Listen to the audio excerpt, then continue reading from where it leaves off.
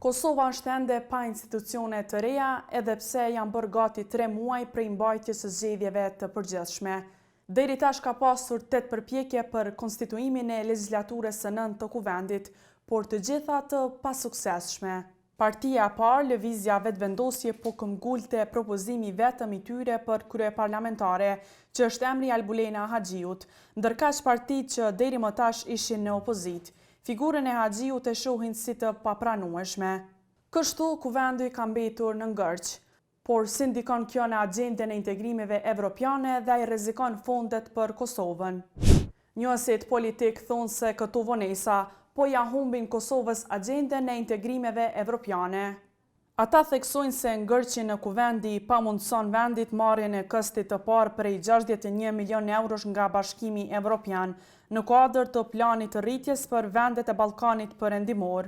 Disbursimi i mjeteve të parafinancimit për Kosovën është i ndëlidhur me miratimin e 2 marrëveshjeve ndërkombëtare në kuvend, të cilat për shkak të pamundësisë së konstituimit të legjislaturës së 9 nuk mund të ndodhin tani. Plani rritjes është një kornizë e re e BE-s për përshpejtimin e reformave për integrim evropian të rajonit, që kombinon reformat me kontribut të drejt financiar nga fondet e BE-s në buxhetet e vendeve përfituese dhe projekte investuese. Me zbatimin e këtyre reformave, Kosova do të përfitojë deri në 882.6 milion euro fonde të BE-s.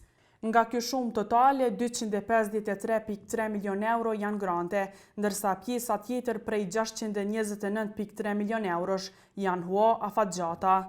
Ne vetëm në start jemi humbës, pra jemi humbës të reformave, ku Kosovës parafërsisht ju kanë premtuar diku rreth 1 miliard euro, pra disa janë me kreditë të buta, disa janë falas, disa janë mjete pa kthim, por ne nuk jemi gjendje që ta ratifikojmë një marrëveshje e cila do të na mundson të paktën që ta merrim kistin e parë.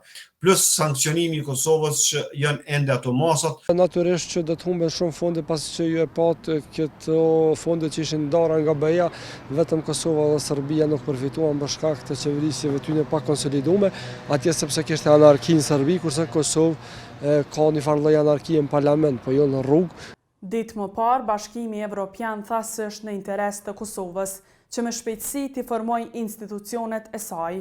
Nga bloku, thanë me 24 prill se formimi shpejt i institucioneve të Kosovës është i rëndësishëm në përmbushjen e reformave evropiane dhe lëvizjen përpara në këtë rrugë. It is also important on other issues such as the growth plan. As you know, we need Kosovo Parliament to be established in order to continue the work on this path as well.